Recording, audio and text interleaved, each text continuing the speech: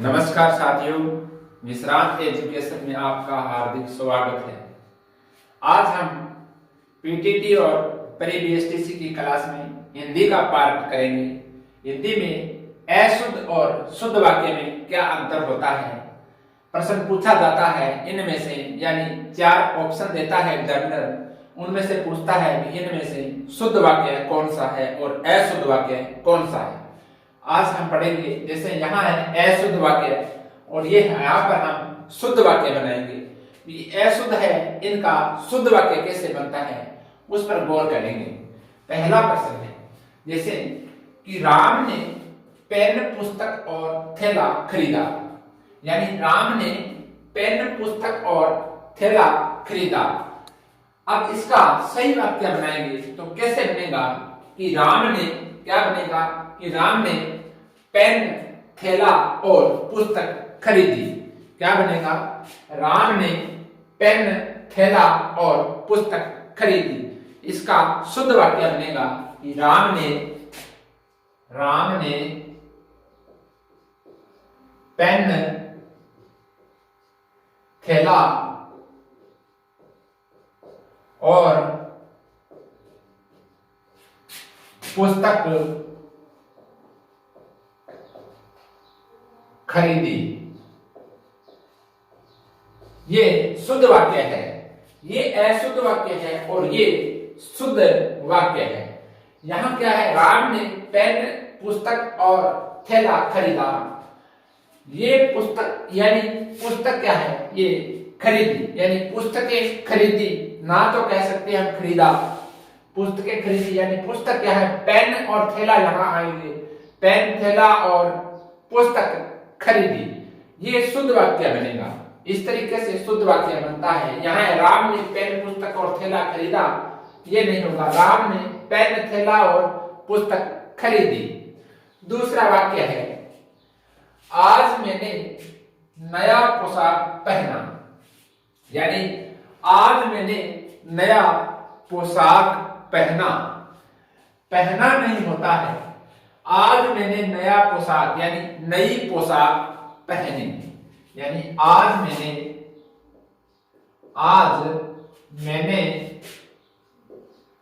यानी नई पोशाक पहनी। आज मैंने नई पोशाक पहनी। क्या बन गया कि आज मैंने नई पोशाक पहनी। ये सही वाक्य है।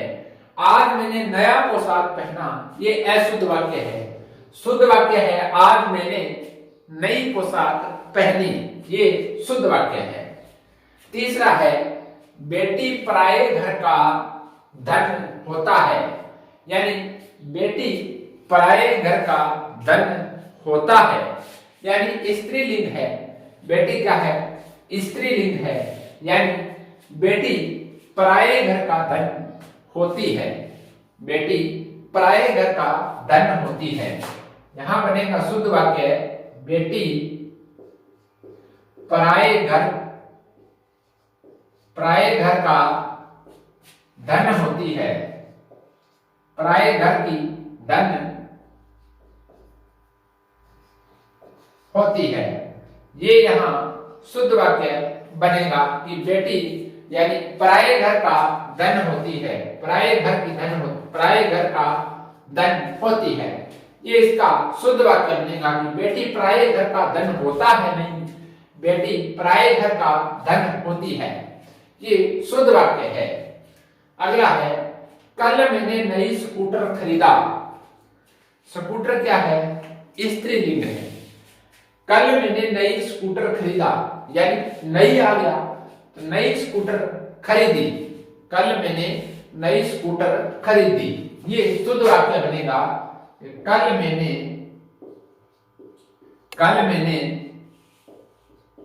नई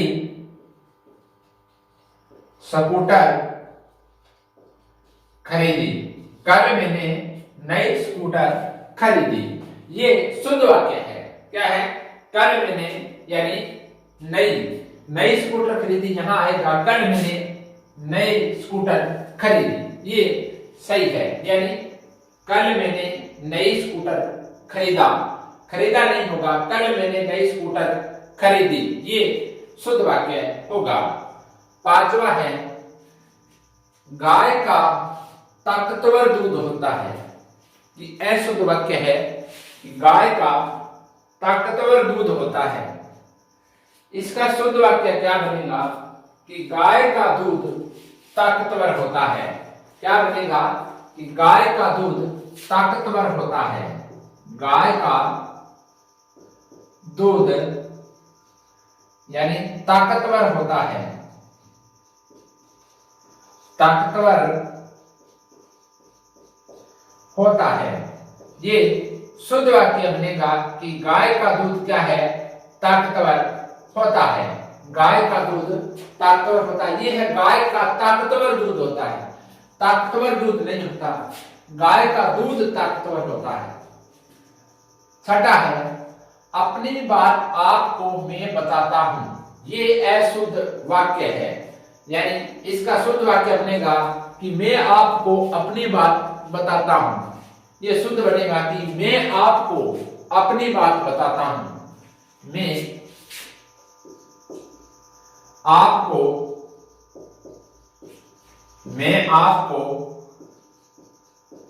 अपनी बात बताता हूं।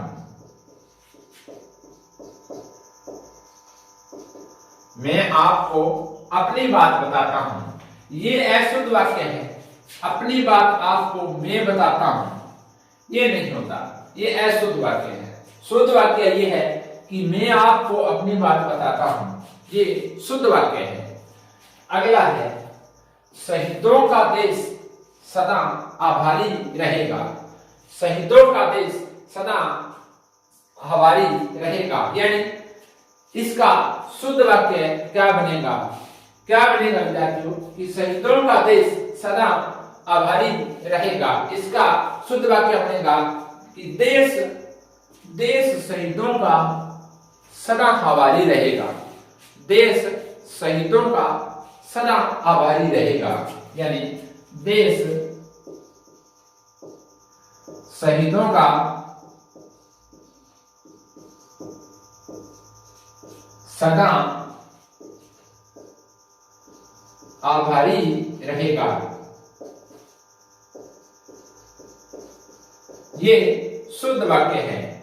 यानी ये क्या है, शहीदों का देश, सारा शहीदों का देश थोड़ी है। शहीदों का देश सदा आभारी रहेगा, ये नहीं होगा। यानी अपना देश है वो शहीदों का सदा के लिए आभारी रहेगा। यानी देश शहीदों का सदा आभारी रहेगा, ये शुद्ध वाक्य है। अशुद्ध वाक्य आगे आठवां है नेताजी को एक फूलों की माला पहनाई। नेताजी को एक फूलों की माला पहनाई। इसका शुद्ध वाक्य बनेगा कि नेताजी को फूलों की एक माला पहनाई। क्या बनेगा, नेताजी को फूलों की एक माला पहनाई। क्या बनेगा, नेताजी को फूलों की एक माला पहनाई। एक माला पहनाई। क्या बनेगा कि नेताजी को फूलों की एक माला पहनाई। यहां अशुद्ध में क्या है, नेताजी को एक फूलों की माला पहनाई। यानी नेताजी को एक फूलों की माला, एक फूलों की माला नहीं है, ये अशुद्ध है। यानी यहां क्या बनेगा, नेताजी को फूलों की एक माला पहनाई। एक फूलों की नहीं, एक फूलों की नहीं होती माला, तो एक फूलों की माला नहीं होती। नेताजी को फूलों की एक माला, यानी बहुत सारे फूल हैं, फूलों की एक माला पहनाई, ये शुद्ध वाक्य है। अगला है जोधपुर में कई दर्शनीय स्थल देखने योग्य है। ये है जोधपुर में कई दर्शनीय स्थल देखने योग्य है। यानी इसका शुद्ध वाक्य बनेगा कि जोधपुर में कई दर्शनीय स्थल है। क्या है, जोधपुर में कई दर्शनीय स्थल है। यानी जोधपुर में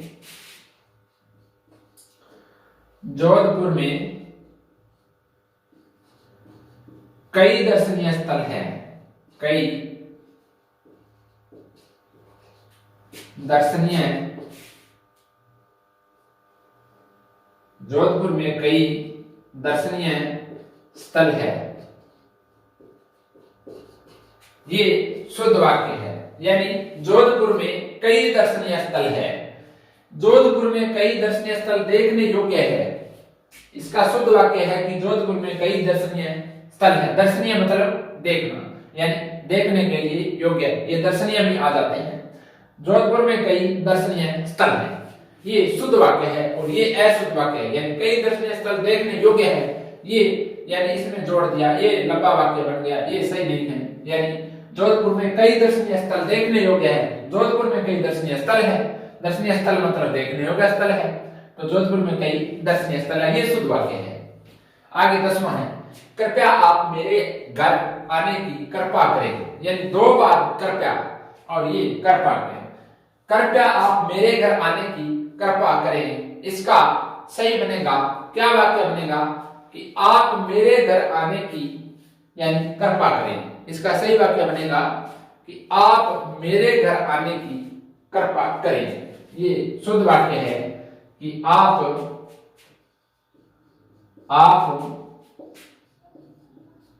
मेरे घर आने की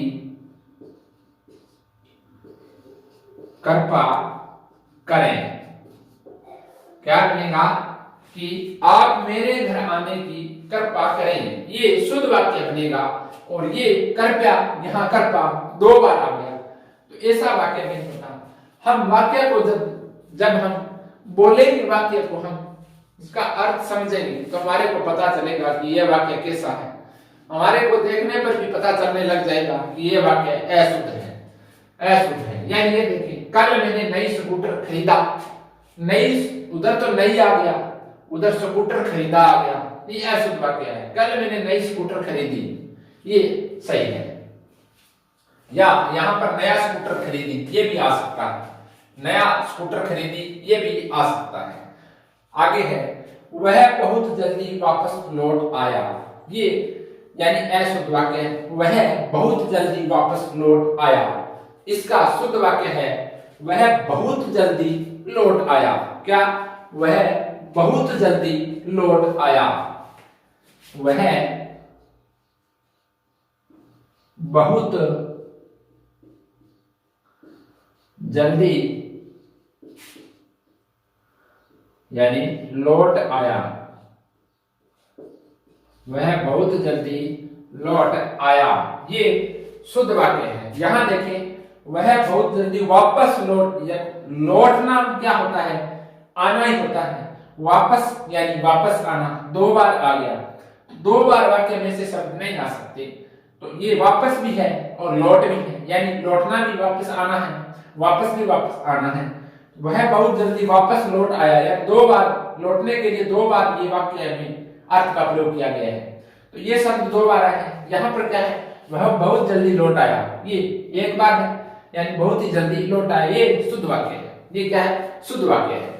अगला है, मैं प्रातः काल के समय घूमने जाता हूं। ये अशुद्ध वाक्य है कि मैं प्रातः काल के समय घूमने जाता हूं। इसका शुद्ध वाक्य कौन सा होगा? यानी शुद्ध वाक्य होगा कि मैं प्रातः काल घूमने जाता हूं। मैं प्रातः काल घूमने जाता हूं, ये शुद्ध वाक्य होगा। मैं प्रातः काल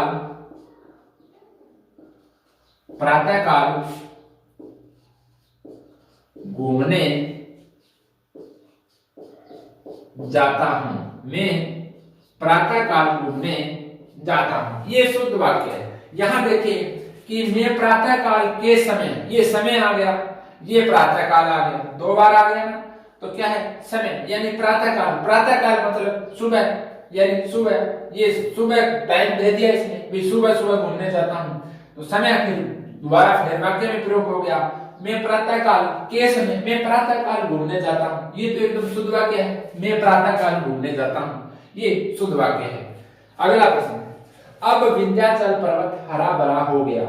ये है अशुद्ध वाक्य है। अब विंध्याचल पर्वत हरा भरा हो गया। अब इसका शुद्ध वाक्य बनाएंगे कि अब विंध्याचल हरा भरा हो गया।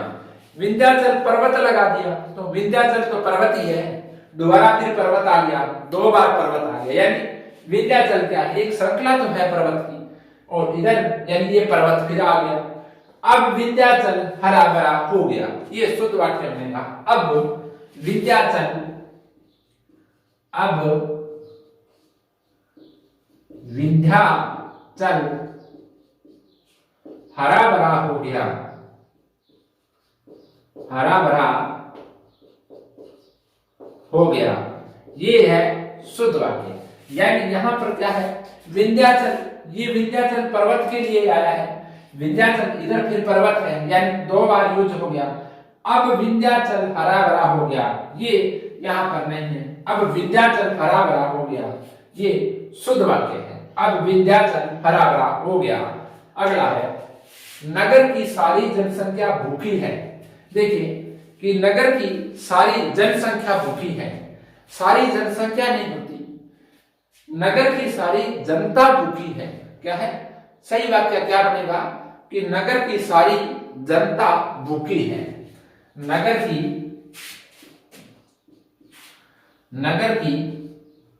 सारी जनता भूखी है, नगर की सारी जनता भूखी है, ये शुद्ध वाक्य है। यहाँ जनसंख्या शब्द नहीं आता, यानी वाक्य में प्रयोग करेंगे तो सही वाक्य में जनता का प्रयोग ही सही होगा, यानी जनसंख्या का नहीं होगा। नगर की सारी जनता भूखी है। अगला है, कृषि हमारी व्यवस्था की रीढ़ है। इसका शुद्ध वाक्य क्या बनेगा कि कृषि हमारी व्यवस्था का आधार है। क्या है, आधार है। तो कृषि हमारी व्यवस्था की रीढ़ है, ये नहीं होगा, यानी शुद्ध वाक्य क्या होगा कि कृषि हमारी यानी व्यवस्था या अर्थव्यवस्था का आधार है। क्या है, आधार है, ये शुद्ध वाक्य है। यानी राम ने पेन, पुस्तक और थैला खरीदा। देखें, पेन खरीदा, थैला खरीदा, ये थैला और पेन एक साथ आएंगे। पुस्तक स्त्रीलिंग है, ये अंतिम में आएगी। तो क्या हो गया, जैसे एक वाक्य है कि राम लक्ष्मण सीता, राम लक्ष्मण और सीता। आगे वाक्य में क्या आएगा कि राम लक्ष्मण और सीता खेल रहे हैं या खेल रही है। क्या आएगा कि राम लक्ष्मण और सीता खेल रही है, ये शब्द आएगा। खेल रही आएगा, रहा है लगा देंगे तो वो वाक्य गलत हो जाएगा। क्या आएगा, राम लक्ष्मण और सीता खेल रही है। राम ने पेन, थैला और पुस्तक खरीदी। राम ने पेन, थैला, ये स्त्रीलिंग है। क्या है, लास्ट में स्त्रीलिंग का प्रयोग किया, तो यहां खरीदी। राम ने पेन, थैला और पुस्तक खरीदी। आज मैंने नया पोशाक पहना। पोशाक पहनना, पोशाक पहनी, यानी कोई भी स्त्रीलिंग या पुरुषलिंग हम वाक्य बनाते हैं, उसमें शब्द की पहचान करते हैं, तो हमें वाक्य को बोलकर समझकर उसका स्त्रीलिंग और पुरुषलिंग, बहुवचन जैसे भी बना सकते हैं। आज मैंने नया पोशाक पहना, पहना नहीं होगा, पोशाक पहनी। आज मैंने नई पोशाक पहनी। बेटी पराये घर का धन होता है, यानी बेटी पराये घर का धन होती है, यानी बेटी है, स्त्रीलिंग है तो होती है। कल मैंने नई स्कूटर खरीदा। कल मैंने नई स्कूटर खरीदी, ये शुद्ध वाक्य है। गाय का ताकतवर दूध होता है, ये अशुद्ध है। गाय का दूध ताकतवर होता है। अपनी बात आपको मैं बताता हूं, ये यानी अपनी बात आपको, अपनी, एक बार तो पहले इसने कह दिया अपनी, फिर मैं आप पर, फिर आगे बार, 2 बार आ गया सर। अपनी बात आपको मैं बताता हूं, यह शुद्ध वाक्य है। मैं आपको अपनी बात बताता हूं, ये शुद्ध वाक्य है। शहीदों का देश सदा आभारी रहेगा। देश शहीदों का सदा आभारी रहेगा, ये शुद्ध वाक्य है। नेताजी को एक फूलों की माला पहनाई, एक फूलों की माला नहीं थी, नेताजी को फूलों की एक माला पहनाई, ये हो सकता है। यानी एक माला पहनाई, दो मालाएं पहनाई, तीन माला पहनाई, ये हो सकता है। नेताजी को फूलों की एक माला पहनाई। जोधपुर में कई दर्शनीय स्थल देखने योग्य हैं, यानी जोधपुर में कई दर्शनीय स्थल हैं। कृपया आप मेरे घर आने की कृपा करें, यानी शुद्ध वाक्य है आप मेरे घर आने की कृपा करें, ये शुद्ध वाक्य है। वह बहुत जल्दी वापस लौट आया, वह बहुत जल्दी लौट आया, यानी बहुत जल्दी लौट आया। मैं प्रातः काल के समय घूमने जाता हूँ, प्रातः काल आ गया फिर समय आ गया। यहाँ पर क्या है, मैं प्रातः काल घूमने जाता हूँ, यानी सुबह सुबह घूमने जाता हूँ। समय का प्रयोग यहाँ पर प्रातः काल में इसका हो चुका है। अब विंध्याचल पर्वत हरा भरा हो गया। विंध्याचल तो एक श्रृंखला ही है, तो दोबारा पर्वत लगाने की क्या आवश्यकता है। विंध्याचल हरा भरा हो गया। नगर की सारी जनसंख्या भूखी है, जनसंख्या शब्द नहीं होता, नगर की सारी जनता भूखी है, ये शुद्ध वाक्य है। कृषि हमारी व्यवस्था की रीढ़ है, कृषि हमारी व्यवस्था की रीढ़ नहीं, कृषि हमारी व्यवस्था का आधार है। क्या है, एक आधार है, क्योंकि उस पर ही सारा हमारा जीवन टिका हुआ है। तो कृषि हमारी व्यवस्था का आधार, ये शुद्ध वाक्य है। अब विद्यार्थियों अपने जीके की क्लास करेंगे। तो अब हम हिंदी की क्लास करी, अब हम जीके की क्लास करेंगे। ये हमेशा के लिए हम क्या है, इंपॉर्टेंट प्रश्न लेके आते हैं आपके लिए। प्रश्न जिस जैसा आधार पेपर में आता है प्रश्न का, उसी प्रकार के प्रश्न हम लेके आते हैं। आप मन लगाकर अध्ययन कीजिए विद्यार्थियों, सफलता अवश्य मिलेगी। अब हम क्या है, जीके करेंगे।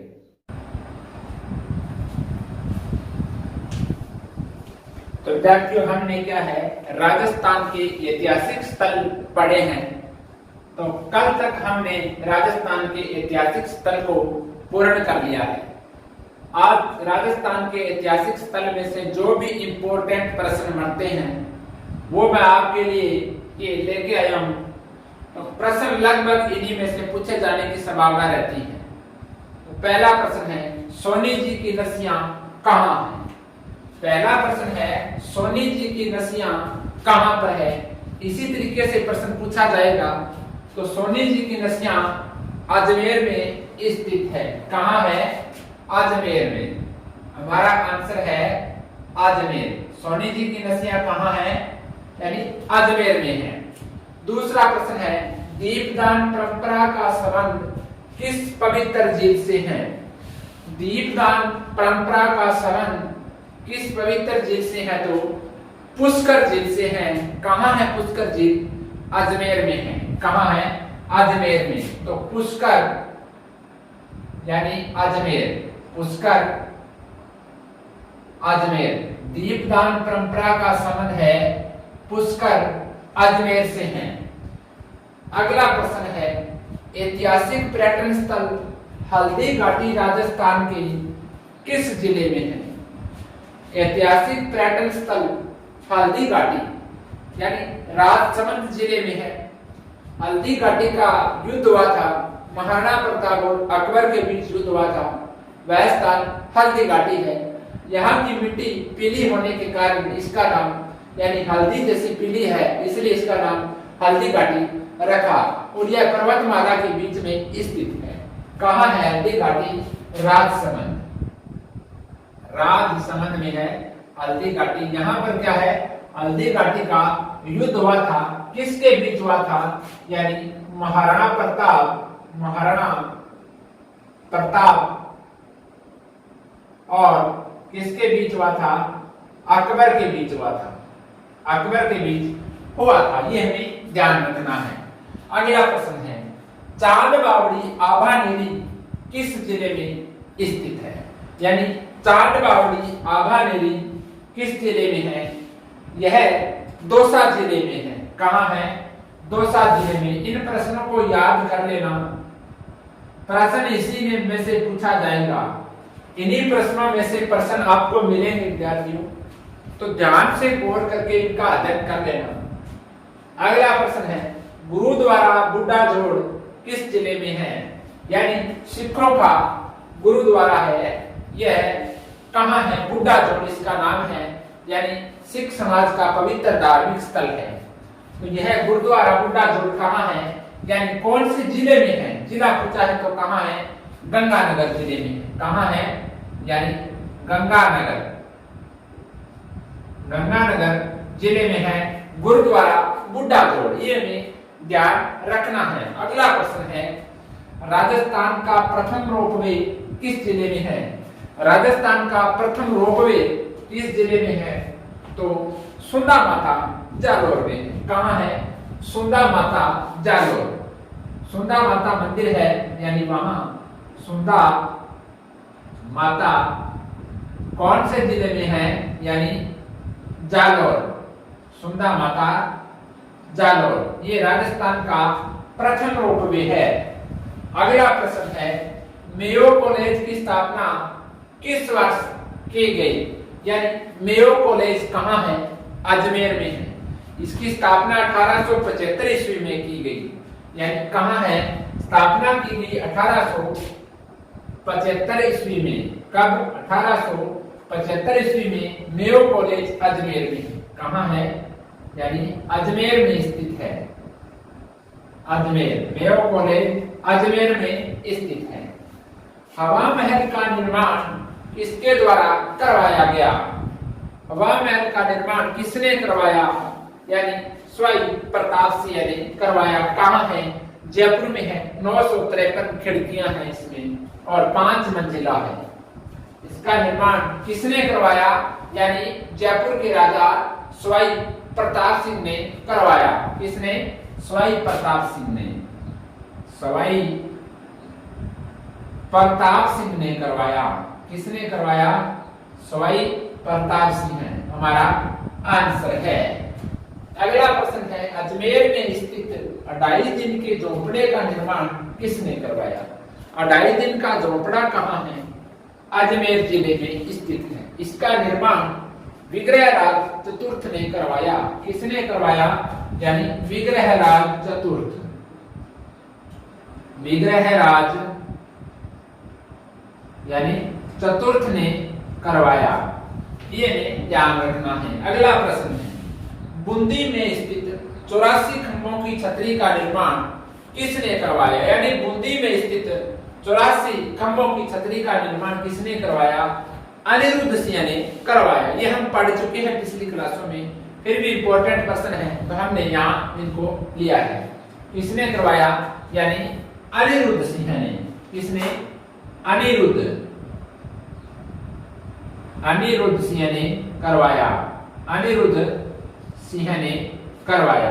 यानी बूंदी में 84 खंभों की छतरी है, इसका निर्माण अनिरुद्ध सिंह ने करवाया। रानी जी की बावड़ी का निर्माण किसके द्वारा करवाया गया? रानी जी की बावड़ी का निर्माण किसके द्वारा करवाया गया? रानी नाथावती के द्वारा करवाया गया। किसके द्वारा? रानी नाथावती के द्वारा। रानी यानी नाथावती, रानी नाथावती के द्वारा करवाया गया। ये हमें ध्यान रखना है। रानी नाथावती ने करवाया। अगला प्रश्न है, सहेलियों की बाड़ी का निर्माण किसने करवाया? वन लाइनर प्रश्न है, प्रश्न इसी में से आने। तो क्या है? सहेलियों की बाड़ी का निर्माण संग्राम सिंह सेकंड ने करवाया। किसने? संग्राम सिंह सेकंड। संग्राम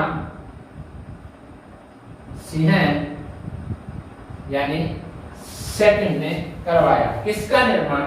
सहेलियों की बाड़ी का निर्माण संग्राम सिंह सेकंड द्वारा करवाया गया।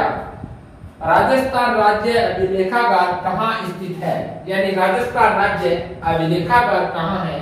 यह बीकानेर जिले में स्थित है। राजस्थान राज्य अभिलेखागार कहाँ है? बीकानेर। कहाँ है? बीकानेर। बहुत बार पूछा गया प्रश्न है। राजस्थान राज्य अभिलेखागार कहाँ है? बीकानेर में है। महाराजा गंगा सिंह ने गंगा नहर का निर्माण कब करवाया? महाराजा गंगा सिंह ने गंगा नहर का निर्माण कब करवाया? क्योंकि इस नहर का निर्माण करवाने के बाद लगभग मरुस्थल हरा भरा हो गया, क्योंकि वहां पर पानी की सुविधा, सिंचाई पानी की सुविधा होने के कारण मरुस्थल हरा भरा हो गया। यानी कब करवाया गया, यानी 1927 ईस्वी में करवाया। कब करवाया?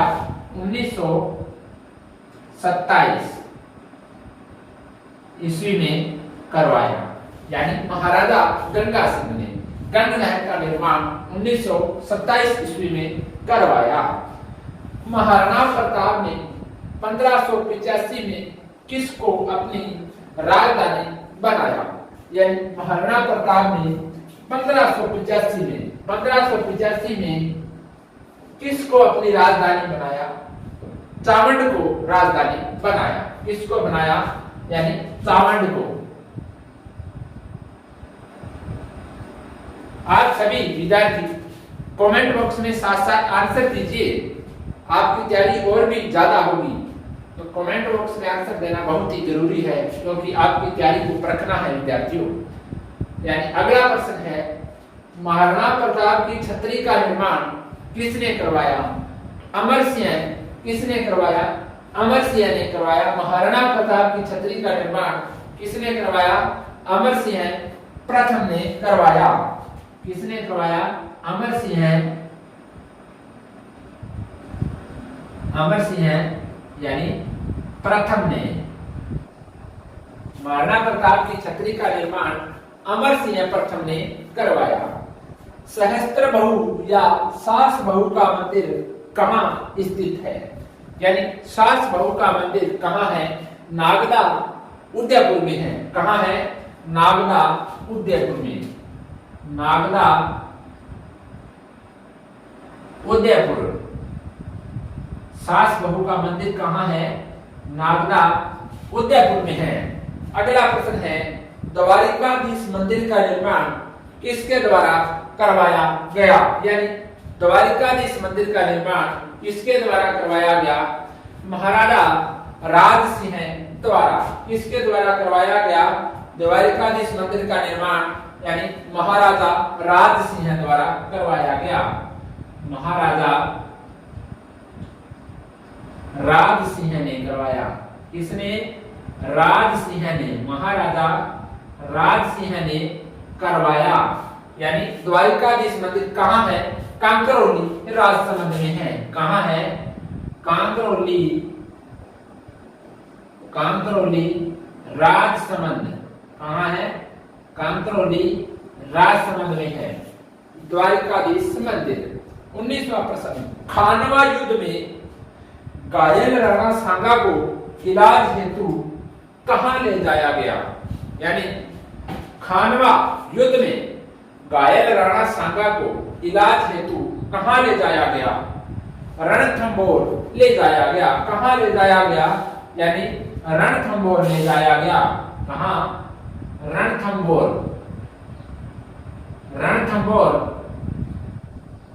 रणथंभौर ले जाया गया। ये हमें ध्यान रखना है।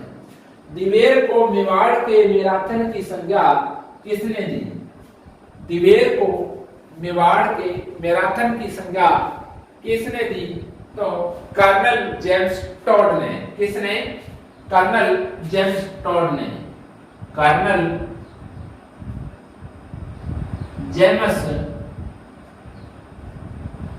टॉड, यानी घोड़े वाला बाबा भी कहते हैं इसे। तो दिवेर को मेवाड़ के मैराथन की संज्ञा कर्नल जेम्स टॉड द्वारा दी गई। अगला प्रश्न है, वीर योद्धा राणा पुंजा की प्रतिमा कहाँ है? वीर योद्धा राणा पुंजा की प्रतिमा, यानी इंपॉर्टेंट प्रश्न है। वीर योद्धा राणा पुंजा की प्रतिमा कहाँ स्थापित है? तो कहाँ स्थापित है? मचिंदर, यानी मचिंदर स्थान पर है। कहाँ है? यानी मचिंदर। मचिंदर। वीर योद्धा राणा पुंजा की जो प्रतिमा है मचिंदर कहाँ है? राजसमंद में। कहाँ है? राजसमंद। प्रश्न पूछा जा सकता है राजसमंद, यानी वीर योद्धा राणा पुंजा का प्रतिमा कहाँ है? वीर योद्धा राणा पुंजा की प्रतिमा मचिंदर स्थान पर है राजसमंद में। अगला प्रश्न है गिरी सुमेल का युद्ध कब लड़ा गया? कब लड़ा गया गिरी सुमेल का युद्ध? 1544 ईस्वी में शेरशाह और मालदेव के बीच। और शेरशाह ने क्या कहा? उस युद्ध को हारते हारते जीत लिया। तो शेरशाह ने कहा कि मैं मुट्ठी भर बाजरे के लिए आज हिंदुस्तान की बादशाहत खो देता। किसने कहा? शेरशाह ने कहा गिरी सुमेल के युद्ध में। यानी कब हुआ गिरी सुमेल का युद्ध? 1544 ईस्वी में हुआ। 1544 ईस्वी में किसके बीच हुआ?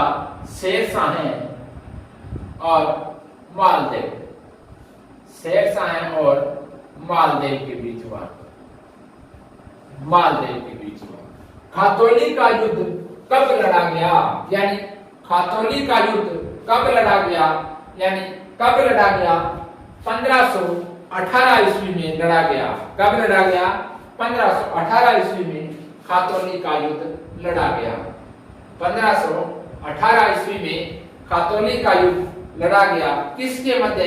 यानी राणा सांगा और दिल्ली के राजा शासक थे इब्राहिम लोदी, इसके द्वारा, यानी सांगा व लोदी के द्वारा। सांगा व लोदी कौन थे? इब्राहिम लोदी। राणा सांगा व इब्राहिम लोदी ये दिल्ली के राजा थे, दिल्ली के शासक थे। कहां के थे?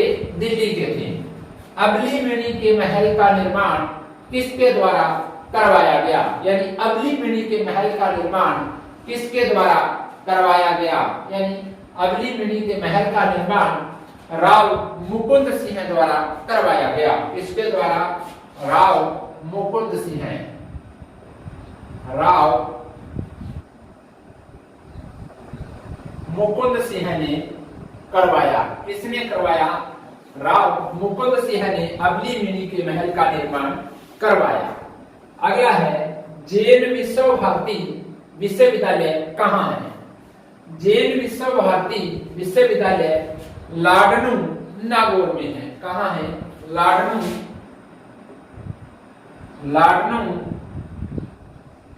नागौर। कहाँ है? लाडनू नागौर में है जैन विश्व भारती लाडनू विश्वविद्यालय। अगला है अजीत भवन कहाँ है? यह राजस्थान का पहला हेरिटेज होटल है। अजीत भवन जोधपुर में है। कहाँ है? जोधपुर में है। अजीत भवन कहाँ है? यानी जोधपुर में स्थित है। अजीत भवन है जोधपुर में, यानी प्रथम हेरिटेज होटल है। क्या है? प्रथम हेरिटेज होटल। हेरिटेज होटल है।